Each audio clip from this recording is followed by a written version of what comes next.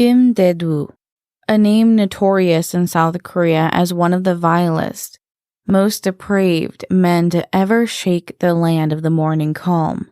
As families slept peacefully in their homes, a shadow loomed over the nation. For 55 harrowing days in 1975, a predator stalked the streets, leaving a trail of devastation in his wake. Dae-doo, a man of unremarkable appearance, standing at just 160 centimeters tall, would soon become a man so feared that just his name sent shivers down the spines of all who heard it. His story is one of unfathomable brutality, a descent into immorality that would challenge South Korea's sense of security forever. As the body count rose and the police scrambled for leads, the public's fear grew palpable. What drove the man to commit such heinous acts? How could someone move through society undetected while harboring such darkness within themselves? The answers would prove as disturbing as the crimes themselves. That this was merely greed. The amount of money stolen by Dae-doo from his 17 victims was 26,800 won.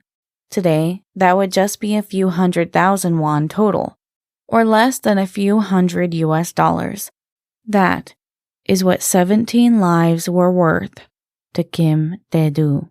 Welcome to Korean True Crime, with me, your host, Mimi Mizuko. Thank you to my patrons for making this show possible. You can support the show on Patreon today. There are various tiers with some bonus content coming soon. Link is in the description. You can also join us on Discord for movie nights of films based off of real crimes. Link is also in the description. Warning: today's episode contains general descriptions of the murder of children and several sexual assaults. Listener discretion is advised.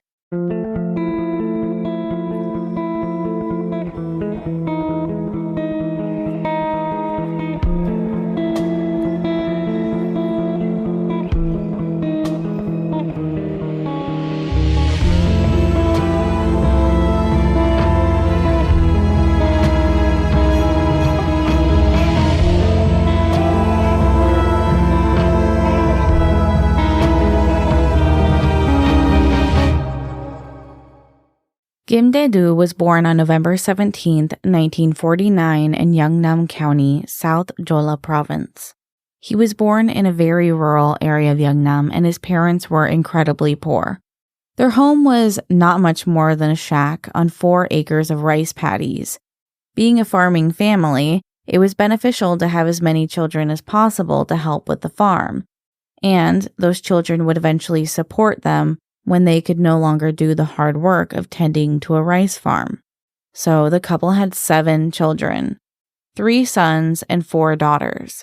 Dae-doo was the eldest. With so many children, his parents had hopes that they would be able to support each other and that they would have a much better life than they ever had, especially since, in his parents' lifetime, Korea underwent major industrialization. The dream of living a life with food security, safety, and even vacations was well within Dae-doo and his siblings' reach if they just worked hard enough. Or at least, that was what was being used to entice his generation to work harder and longer hours. Dae-doo believed that in order to have a good life, he needed to succeed in school and achieve something to care for his parents and his family financially. As the eldest son, a lot of responsibility was placed on his shoulders. Unfortunately, with so much pressure, he started to crumble. By the time he was finishing elementary school, he had already begun to have difficulties with school. Despite trying his best, it felt that school was not where he would succeed. His parents held out hope and they tried to place him in one of the top middle schools in the country, but Dae-doo failed the entrance exam. His failure felt like an end to all of his dreams of living in the big city and working a nice job. This was utterly devastating to the young boy, who suffered from feelings of inadequacy even before he was a teenager.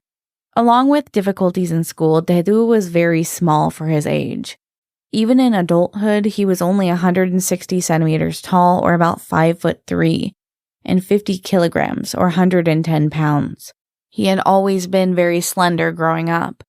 This could be from the lack of nutritious food in his upbringing, and even into adulthood, he had a lot of trouble gaining weight. Dae-doo eventually did go to middle school in Gwangju, a big city, which to him, it felt like this just exposed him to a life he couldn't or wouldn't have. He wanted so desperately to live in the new, shiny apartments, to sip coffee at the cafes with his business partners, and drive to work in his new car. It was like a farm boy seeing New York for the first time. But he barely had a middle school education and no marketable skills. However, what he did have was a passion. Dae-doo decided that he would make that life happen for himself. He would do anything. He would work harder than anyone else around him. At the age of 16, he gave up on attending school and returned home to help at the family's farm. But more than anything, they needed him to go make money. He began searching for any job that would take a middle school dropout. A furniture store hired him for a short while, but it didn't work out for various reasons. After this, he just started job hopping. He was helping on neighboring farms, running errands, and even worked a short stint in a tailor shop. He thought that eventually he would get his big break. Although 1960s in Korea were both marked by rapid development, but also political turmoil that led to economic instability. A lot of the younger generation were sold the story that they could achieve anything if they were just hard workers. However, without any further education, Dae-doo discovered very quickly that his middle school education was not going to get him an office job. When discussing Dae-doo, we have to acknowledge that he has been labeled as having an inferiority complex that developed in his youth. An inferiority complex, which is often used as an insult, is a real psychological condition. Someone with this condition has chronic feelings of self-doubt, low self-worth, and self-esteem. They may feel outcast or distance themselves from others. Because they see themselves as inferior to others, they often take less risks and don't put themselves out there, which worsens their feelings of loneliness. People suffering from an inferiority complex may begin to become pessimistic and in turn become quite mean to anyone in their lives. Inferiority complexes are not diagnosable, but they are recognized as a condition that someone can receive help for through therapy and even medication. Depression and anxiety are really common for people with this condition. Holden Caulfield in The Catcher in the Rye is an example of someone struggling with an inferiority complex. It's no wonder that modern incels and other such groups have idolized Holden Caulfield as such an example of male frustration and feelings of inferiority.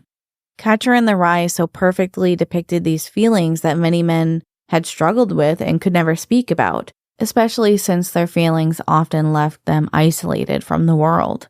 It's unfortunate that the accurate representation of this condition and feelings led to the vilification of these men, rather than the encouragement to seek therapy or uplifting them.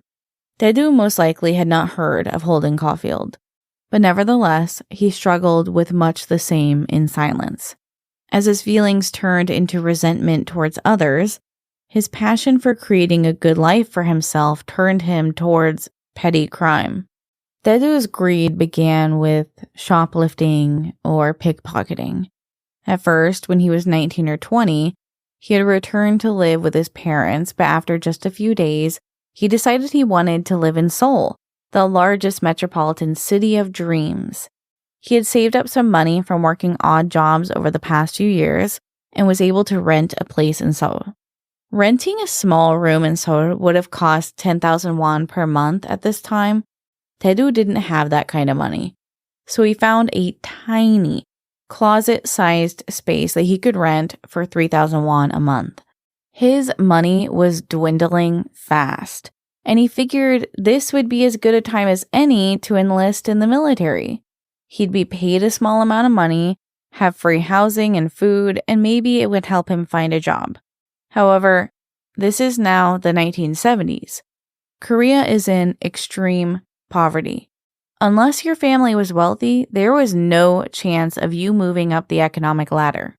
Keep in mind, the 1970s were known as the dark age of democracy in South Korea because of Park Chung-hee's presidential actions creating a legal dictatorship, which has led to the Gwangju uprising and many other incidences of civil unrest and uprising. The country was not doing well. Because of this political climate, all men were exempt from mandatory military service. Men could still enlist voluntarily, which Dae-doo tried to do. However, when he came in to sign up for his military service, they took one look at him and declared he was unfit. He was short and scrawny, and they made sure to tell him so. This is when his life took a drastic turn. There is very little information about his next action, but it has been confirmed that Dae-doo, while living in Seoul, was arrested twice for committing 2 violent crimes, one of which we know is an assault. Some sources cite that he was involved somehow in evidence tampering, however, I could not confirm this.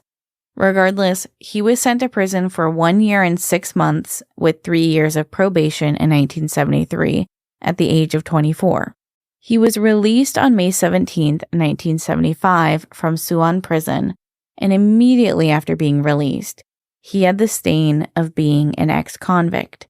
This ex-convict title barred him from most jobs that were not manual labor. So he worked at various factories. Nothing really ever stuck, and he kept moving around.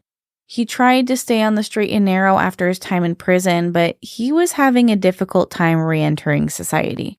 He tried reaching out to some of his family, including his own parents and siblings, who were obviously doing a lot better than he was, but he was met with just cold shoulders. No one wanted to be associated with a criminal. He lost a few friends he had prior to being in prison and now was completely alone. This is when he decided to start going by the pseudonym Kim Young-tae. He tried to reinvent himself as a man who didn't give a fuck about the world. This loneliness festered inside of Dae-doo until his feelings of alienation and rejection led to him deciding to return to a life of crime. At the age of 26, on August 13, 1975, he made the decision to rob the home of an elderly couple who lived on a rural farm in Yeondong village. He thought that by robbing a home, he might find some money stashed away or items that he could pawn off. He found the perfect home on the outskirts of the city in a farming neighborhood and snuck inside an open window wearing a cloth mask. It was in the middle of the night when he broke into the home. He hoped to see that the couple was asleep in bed. However, the husband woke from hearing a strange sound. When the 62-year-old man, An Jong-hyun, searched his home, he discovered Kim Dae-doo sneaking in the darkness. Dae-doo says he broke into the home intending to steal anything he could. But when Mr. An decided to protect his home, Dae-doo resorted to violent measures. When he saw the homeowner, he grabbed the nearest weapon off of a table, which was a small handheld sickle that was amongst other tools that they had for their farm. He raised this sickle and stabbed the man repeatedly. After killing Mr. An in a brutal attack, he grabbed a pestle that was on the counter and attacked the scared wife, Park Gui-sun. He struck her on the head repeatedly with the pestle. Before fleeing the home, he stole a singular flashlight. He didn't take any other items or money from the purses or wallets. The couple wasn't wealthy, but there were some things he could have taken. However, for some reason, he just fled the home. What he didn't know was that although the wife sustained a life-threatening injury, she was able to receive medical treatment and survived. This first murder was the turning point that gave Kim Dae-doo a taste for violence.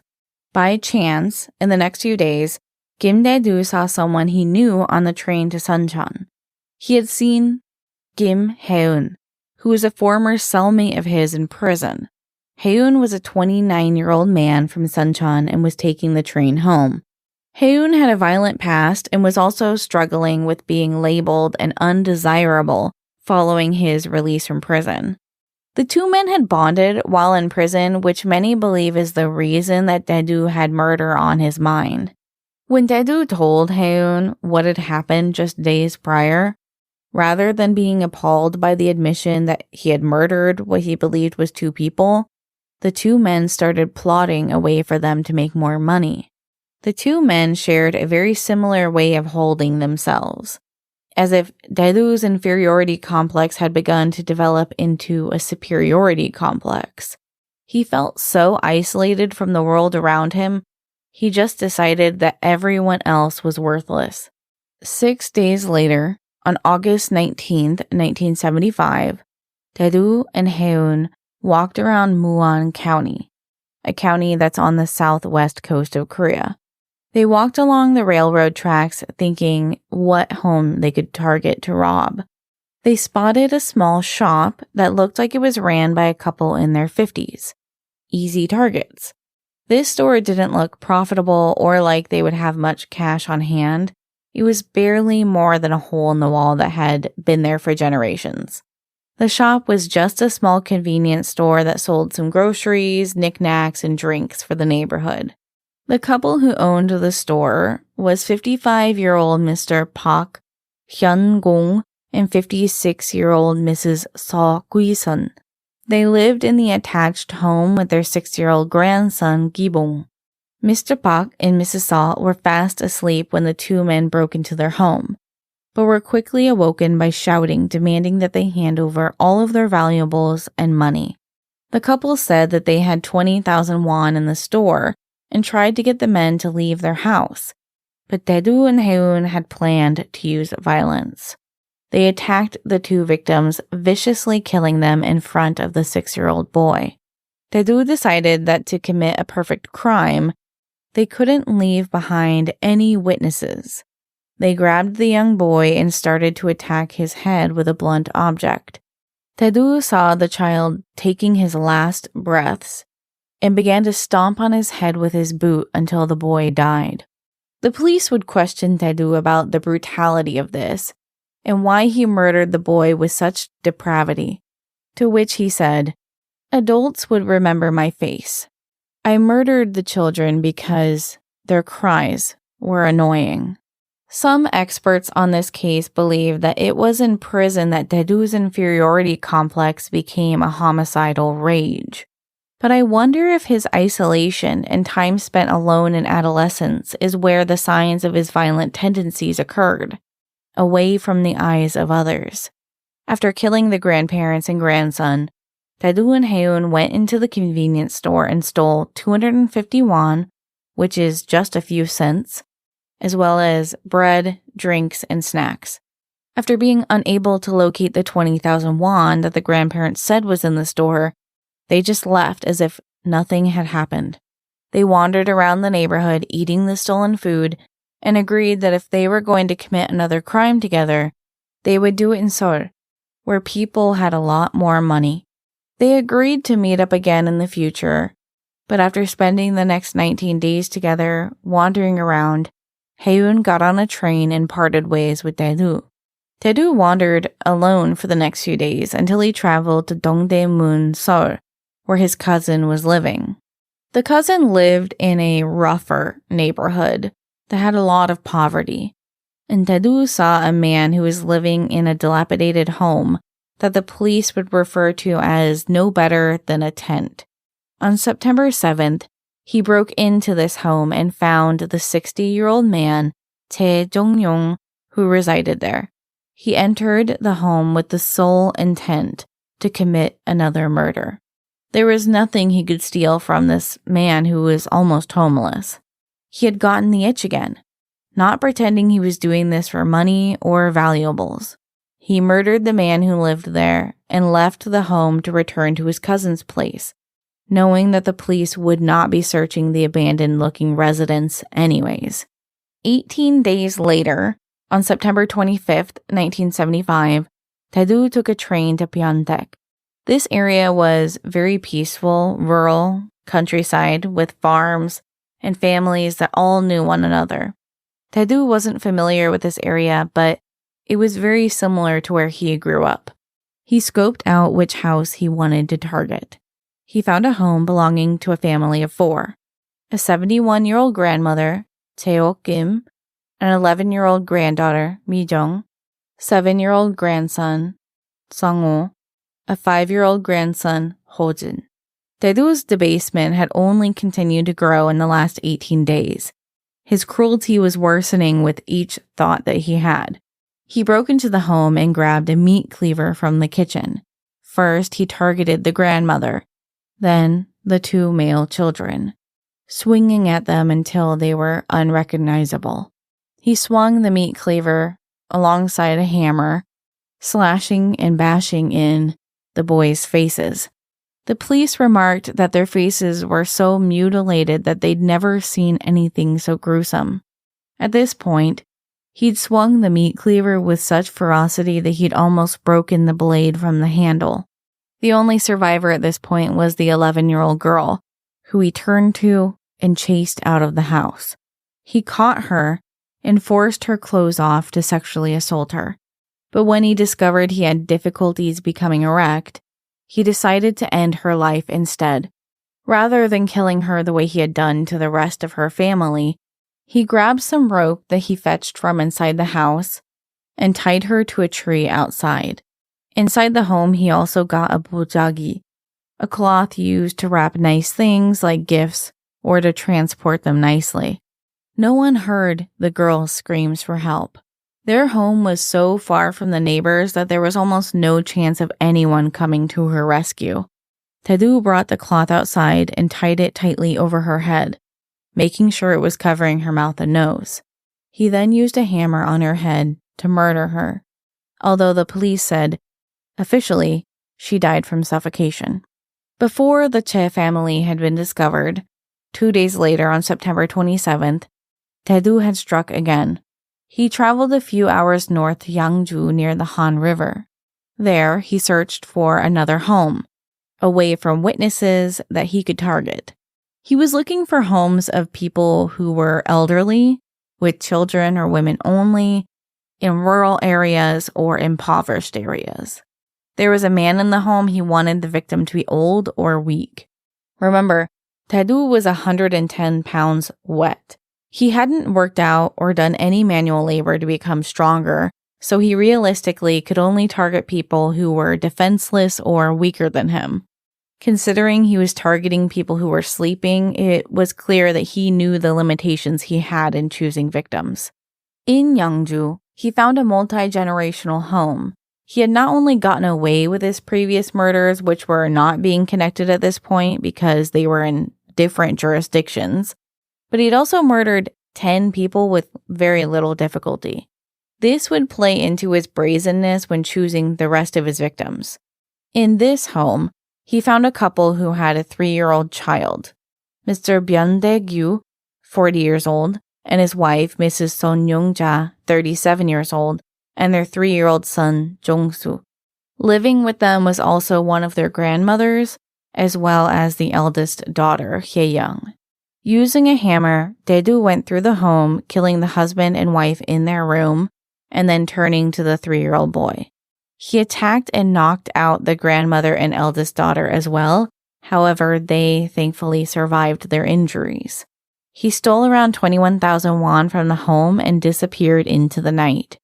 The grandmother and daughter's testimony didn't bring the police closer to catching Dae-doo, as they couldn't provide much information about him. He was a below-average height male with slender build. They said that he was smiling and chewing gum as he murdered the parents and child as well. During this time, the media started to report more about the multiple odd deaths that had occurred in the Gyeonggi-do area. The police were not yet convinced they had a serial killer on their hands. These could all be separate incidences, but it was also likely that they weren't heavily investigating these murders because they were happening in impoverished areas. The public was growing concerned. As far as they knew, they'd never had a serial killer like this, and it was terrifying. Many homes didn't even have locks on the doors. and people who lived in rural areas only feared boars and other wild animals. The public started referring to this as the isolated house murders. There was a man who was killing using sickles, stones, and pestles, things found in the victims' homes as weapons, and he was targeting people in rural locations. People were incredibly terrified and paranoid at night. Just 3 days later, on September 27th, Dae-doo moved a few hours south to Siung, just south of Incheon, where he entered the home of a 28-year-old woman, Yoon Hyang-yeol, and her 3-month-old daughter. His depraved, violent desires were worsening. When he broke into the mother's home, he subdued her with a knife and then sexually assaulted her before stabbing her to death. Dae-doo says that the child's cries were his largest pet peeve. He would have left the baby alone, but the cries were going to cause a commotion, and he hated the sound of children crying. The baby girl was also beaten with a blunt object from the home, but Dae-doo wasn't satisfied merely murdering the child. He took the injured baby from her bed and threw her on the ground before stomping on her body, causing a ruptured intestine, causing the child to die. After killing the mother and child in cold blood, Dae-doo searched the home for money and took 2,300 won, as well as stealing some towels and toiletries. Only 2 days later, on October 2nd, he arrived in Suwon, around an hour away from his mother's home. He found another house that he believed would be an easy target. His confidence in his ability to murder and overpower his victims was growing with delusion. This time, he chose to attack the home of a 38-year-old man, No Jae-deok, and his 37-year-old wife, Jun Myung-sun. When he entered the home with the knife, he was prepared to murder the husband quickly, because in this instance, he couldn't just find a blunt object in the home and know that he was going to be able to overpower the grandmothers or children inside. He knew he had to prepare a weapon to kill the man inside, because he was larger. So he brought a knife and stabbed the husband multiple times, then attacked him once again with a blunt object from inside the home, just to satisfy his urges of caving in his victims' skulls. He'd learned what he enjoyed most of murdering, and his MO was developing. When he attacked the wife, he threatened her at knife point, her dead husband laying next to her. He forced her to strip her clothes off and then dragged her by the arms out of the home into the mountainside their home was against. He had prepared rope, which he tied her arms together with. In the reports of the crime, it does not state whether or not he attempted to rape her, because there were no signs of sexual assault. However, this may be a situation in which he failed to become erect once again and murdered the woman after experiencing humiliation. He stabbed the woman to death and left her body outside. As he left, he stole the neighbor's well bucket. As far as the police surmise, nothing was taken from their home. Dae-doo wouldn't even wait a full 24 hours before striking again. This is where a semantic debate begins. Is Dae-doo a serial killer, or is he a spree killer at this point? The police concluded he is a serial killer because his first murders had cooling off periods longer than a few days. However, spree killers can also include periods between murders that last longer than a week and no more than a month. A serial killer murders 2 or more people in separate events over a period of time, usually including cooling off periods, and they may fantasize about murdering or stalk their victims and plan what their attack is going to be. A spree killer, on the other hand, commits 2 or more murders with very little time in between. Typically, they don't return to normal life between their murders. Dae-doo, I argue, never attempted to return to normal life between each of the murders. His longest cooling off period was between his first murder and his second. This is indicative of his first murder being unplanned and rather a spur of the moment to conceal a robbery gone wrong. Then he realized he liked it, Serial killers and spree killers are sometimes difficult to distinguish in a lot of instances, such as this, and the definition of both of these varies widely. In Sexual Homicide by Ressler, Burgess, and Douglas, the definition of a spree killer weighs more heavily on that some of the killings are done in the same location. This is referred to as the murder event, or killing spree. They don't consider a time period between the killings at all.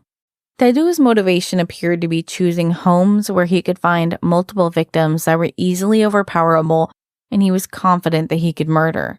He didn't need to stalk them or learn their habits, and he didn't take time to enjoy his kills. He also didn't take any tokens from the murders. He rarely stole anything except money from the homes. Money is a very rare motivation for serial killers. It seems as if once he left the home, he was satisfied with what he had done and merely wanted to kill again as soon as possible. So, less than 24 hours after murdering the husband and wife, on October 3rd, Dae-doo was walking past the Namseol Country Club when he saw a golf caddy working alone. He grabbed the woman, Miss Young, a 21-year-old worker, and threatened her with a knife. He dragged her into an empty home nearby. Some reports state that he raped the woman and fled the scene. However, her police report is not public record, so we do not know whether or not the victim was sexually assaulted. Dae-doo chose to flee rather than murder the woman when a passing car saw them and stopped to see what was going on. The woman was able to scream for help, which scared Dae-doo. He stole her jacket, 1,450 won, and her wristwatch before running away. The woman was able to file a police report, which brought the police just slightly closer to finding him. The media at this point was now widely reporting on this case as the isolated house murders, and there was even a sketch released to the public, finally, that was very similar to Dae-doo's face. His paranoia began to set in that he was going to get caught. He had seen the sketches out there, and he knew how close to his appearance it looked. He knew he had to do something, so he returned to Seoul, where he believed he could reconnect with another ex-convict friend of his. When he got to Seoul, he decided to lay low for a few days with this former cellmate. The 23-year-old man was living in Dobong area of Seoul, and the two men met up on October 7th, 1975. The man wasn't as friendly as Haeun had been. He wasn't willing to become an accomplice to Dae-doo's crimes, but he also wasn't going to turn him in. Instead, the man attacked Dae-doo and stole all of his belongings he had on him. He grabbed everything and tried to run, but Dae-doo caught up with him and attacked him. He murdered the man nearby Iwang Nature Park. He killed him in the dark of night at 10 p.m. outside of this nature park.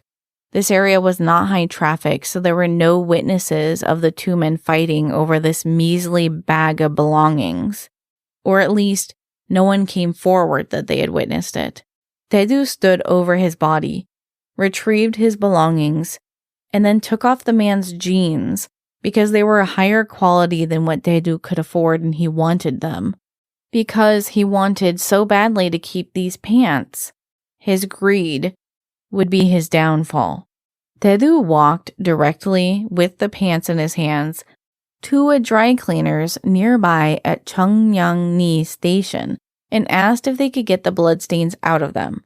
He thought his excuse stating that he had gotten a nosebleed on them would be sufficient and that they wouldn't ask any further questions because the dry cleaners just wanted to make money. Specifically, he said that there was blood on the jeans because he got into a fist fight with a friend of his and that he'd gotten a bloody nose on his pants. It was incredibly obvious that this was far too much blood to be from a nosebleed.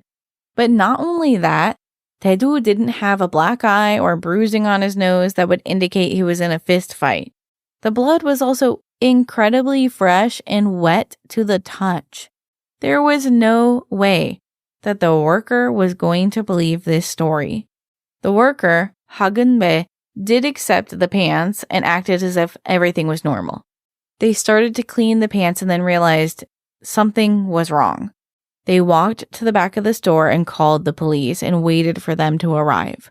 The police arrived shortly afterwards and arrested Dae-doo, who was still there waiting for the pants.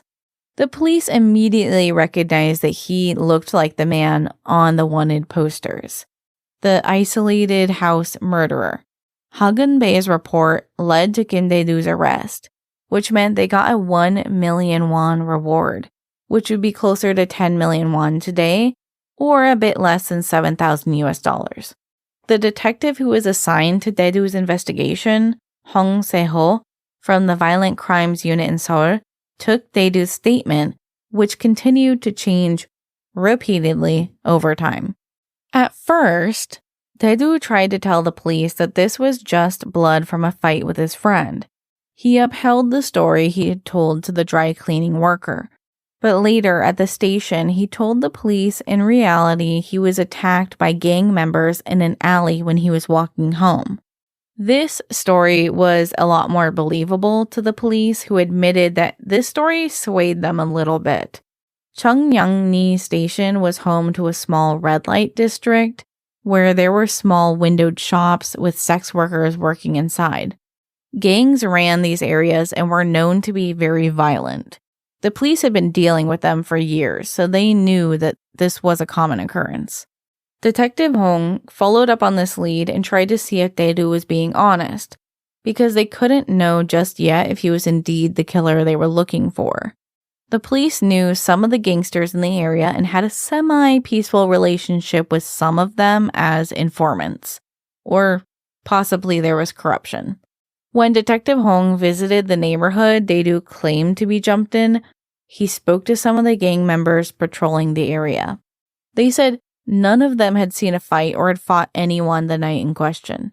The gang members had no reason to lie regarding this because the detective was not looking to punish them for this altercation, so they believed this story, that Dae-doo was not there that night. Detective Hong is praised for luring a confession out of Dae-doo by creating a false sense of security when he took the murderer out to dinner. Over a meal of tangsuyuk, a sweet and sour pork dish, and copious alcoholic drinks, Kim Dae-doo confessed after stating, "I haven't eaten in over a day and I'm so hungry." As they started eating, he spoke in a defeated tone of voice and slowly began admitting to murdering the ex-convict he'd met up with.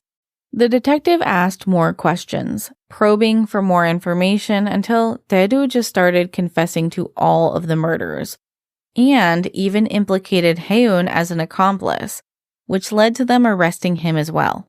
Although Dae-doo seemed to trust Detective Hong, he later confessed that as they were eating that night, he kept eyeing a knife on the table, considering whether or not to murder the detective and just run away. Because of this massive confession connecting some of the murders that they hadn't even known were related, the investigation was transferred to the jurisdiction of Seoul's police agency, and a lot more detectives were assigned to the case. In this transfer, Detective Hong Se-ho was promoted to a sergeant for his efforts. The first steps after obtaining the testimonies and confirming all of the information on paper is to revisit all of the crime scenes with the criminal and begin reenactment of the crimes. They visited these crime scenes just 2 days after his arrest. Dae-doo's attitude was insulting at these crime scenes. He seemed almost relaxed and as if he was hanging out with the police rather than being interrogated by them. The detectives had known that treating him with familiarity meant he would be cooperative, so they gave him a small treat, like chewing gum, which upset the public when they saw him at the crime scene. He was known for chewing gum when he committed the murders. He was chewing his gum loudly and laughing when retelling what he had done.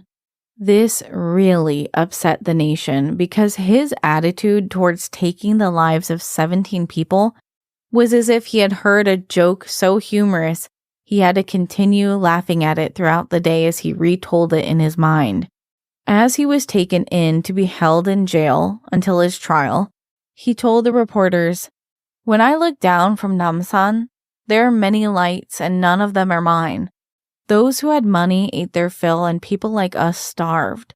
If I had been born in a city instead of a rural area, my life would have been a lot different. He was trying to build sympathy for his plight as a poor man who grew up with nothing and lacked a good education.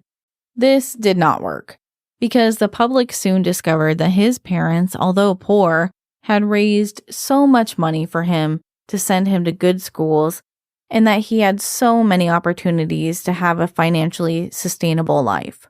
It felt insulting when the police revealed that Dae-doo had targeted only homes that were rural, often impoverished, and that none of the homes had much to steal. In all, he had only ever taken 26,800 won, which is closer to 300,000 won today, or less than $220 US. Pyo Chung-wan, who is a leading expert in forensic science in Korea, has written a book titled Serial Murders in Korea that details information about his crimes. He states that Dae-doo had not learned anything from his crimes. Most serial killers learn from each murder that they commit, what to do, what not to do, what they enjoy. He wasn't improving or changing his habits to avoid arrest. He didn't learn anything. He was just targeting homes that reminded him of his parents' house, homes that were poor and rural. He didn't know that the police weren't investigating rural crimes or crimes in poor areas. He wasn't that clever. He was just being drawn to what was familiar to him. Some say that his crimes were the act of a beast rather than a man, but I think that makes him sound too ominous and vicious when he was just a man swinging a sickle around for a few bucks. His lawyer also tried to drum up sympathy by stating in court, the defendant did not have a sense of belonging to any community. In line with the trend of abolishing the death penalty, I request that the defendant be sentenced to life imprisonment as an empirical study. His choices were the death penalty or life imprisonment, and they were trying to get him life imprisonment so that psychologists could study him. It should be unsurprising that Kim Dae-doo and Kim Hae-eun were both sentenced to death in their first trial. In the second trial, when they tried to appeal, the judge upheld that Kim Dae-doo should be sentenced to death, but agreed that Kim Hae-eun had only taken part of one of the murders and had done so under some form of coercion from Kim Dae-doo. Regardless, this only changed his sentencing from death to life imprisonment. Kim Hae-eun was eventually released from prison after serving 18 years and was released on parole in December 1993. He has since stayed out of the news and has not reoffended, as far as the police know. However, for Kim Dae-doo, he could not escape his fate, and on December 28, 1976, a little over a year after his arrest, he was executed along with 25 other death row inmates. This was the last execution to occur in South Korea to this day. Executions are considered to be abolished de facto in South Korea, and the bills trying to abolish it have not passed. Just before he was executed, he was asked his final words and thoughts. In the days leading up, he told his attorney that he hoped in the future that first-time offenders and petty criminals would not be held in the same prisons as repeat offenders or violent criminals. He also believed that first-time offenders or petty criminals shouldn't be treated so poorly when they're released from prison. They should be given a second chance and not treated as outcasts.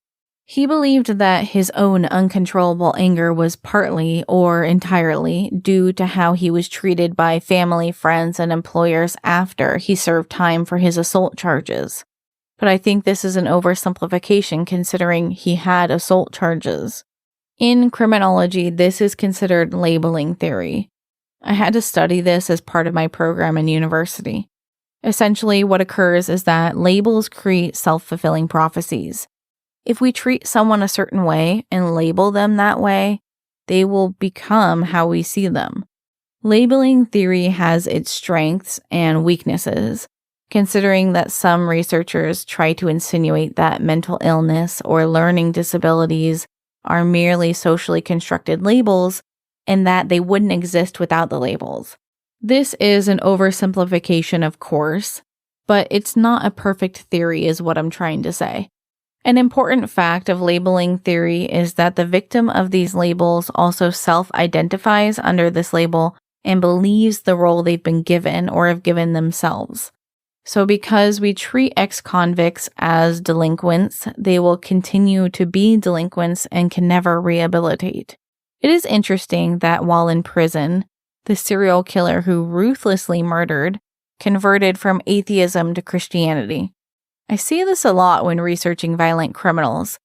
I suppose this is the only way to give them a form of community while in prison, and allows them to have community events they wouldn't otherwise have. A fellow prisoner of Dae-doo's, who has been released, stated that he had shown some remorse when speaking at church meetings. This prisoner, Baek Dong-ho, has since gone on to write a novel about his own life. He briefly details when he first met Dae-doo, he beat him up and threatened to kill him. But later he discovered what Dae-doo's crimes were, so he befriended him and gave him cigarettes because he thought Dae-doo was this big, strong serial killer who was clever and famous.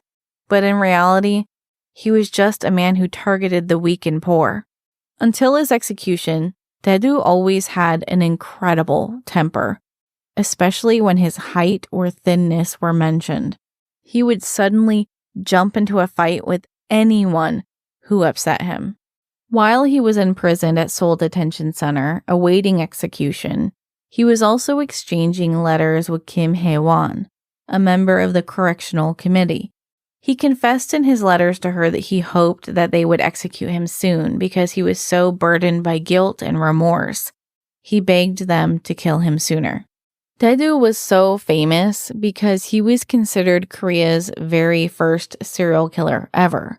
However, this is obviously not true. It's believed to be true because the first serial killer in modern Korean history that wasn't a war criminal hadn't been caught yet. The first serial killer in Korea was actually a woman, and we can cover her in the future. However, he is one of the worst serial killers Korea has ever seen. Until this time, serial killers often went unknown because we lacked resources to connect crimes over different jurisdictions. This goes for most nations around the world. Following his arrest, the nation realized how deranged a murderer could be, and it seemed that serial killers were now everywhere. The 70s and 80s in both Korea and the United States saw an increase in serial killings, whether that's from the improved investigative techniques or population booms in both of their previous decades. I haven't researched other nations, so I don't know if it was the same elsewhere, but do let me know if it was the same where you are from. There are many theories about why this time period saw such a drastic increase in serial killings, but none of them definitively prove why it happened. In fact, Dae-doo was active at the same time as another suspected serial killer. In August of 1975, multiple children had gone missing. They didn't believe this to be the work of the isolated house murderer, but people were starting to lose faith in the police because so many murders were happening at the same time. It's possible we'll also cover this case in the future as well. Since his execution, people have tried to learn from Kim Dae-doo's life. In the late 70s and throughout the 80s, people continued to express their anger towards the horrific 55 days he took 17 lives. It also felt insulting that in his final months, he became a devout religious man and apologized for his wrongdoings, as if that would absolve him of anything.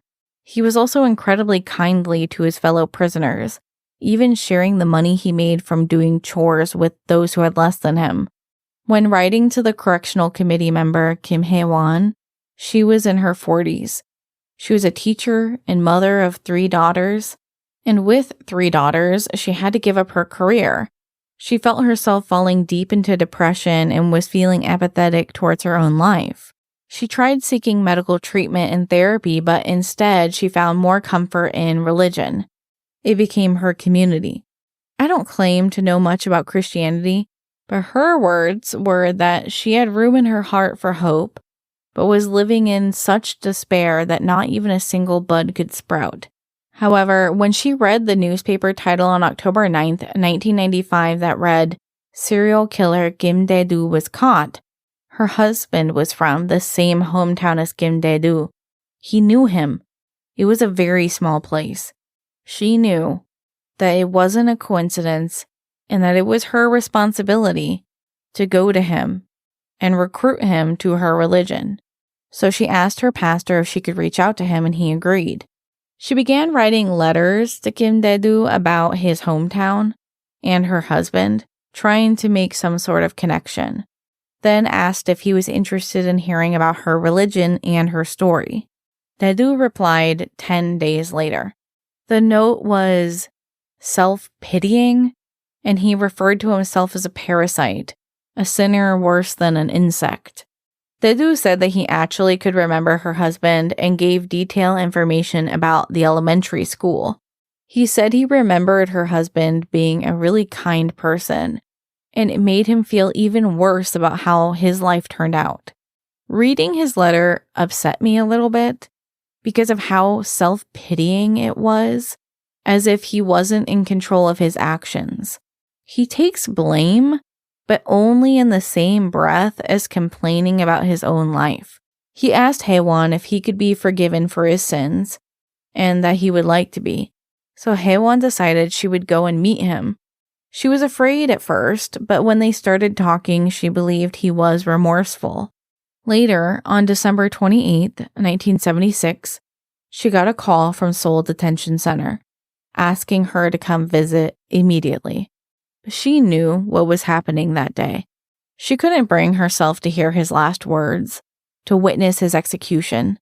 So she asked the correctional officer to hear his last words for her and relay them afterwards. His final words were actually a hymn that he sang, but he had told the officer, "Please tell Haewon that I'm grateful." His will read, "Prisoners also have dreams. They come out with dreams of having a good life, but society is too cold. It won't accept us, so we reoffend. I ask that our society treats released prisoners warmly so that people like me never happen again. I have another request too. Please separate first-time offenders and repeat offenders. House them separately. First-time offenders learn things they shouldn't know from repeat offenders, so they end up committing worse crimes the next time. Things have not changed, unfortunately. In the Miryang Alliance case, the arrested middle school boys, the 10 who were kept in jail, were held in the same cells as adult inmates. Convicted and non-convicted criminals are held in the same cells. Although we know now that the boys were guilty, it still is a practice that should not happen. Kim Haewon has since retired, but she spent the remainder of her life trying to help reconnect ex-convicts with society and helping death row inmates repent for their sins or feel some kind of remorse. A difficult task, I'm sure.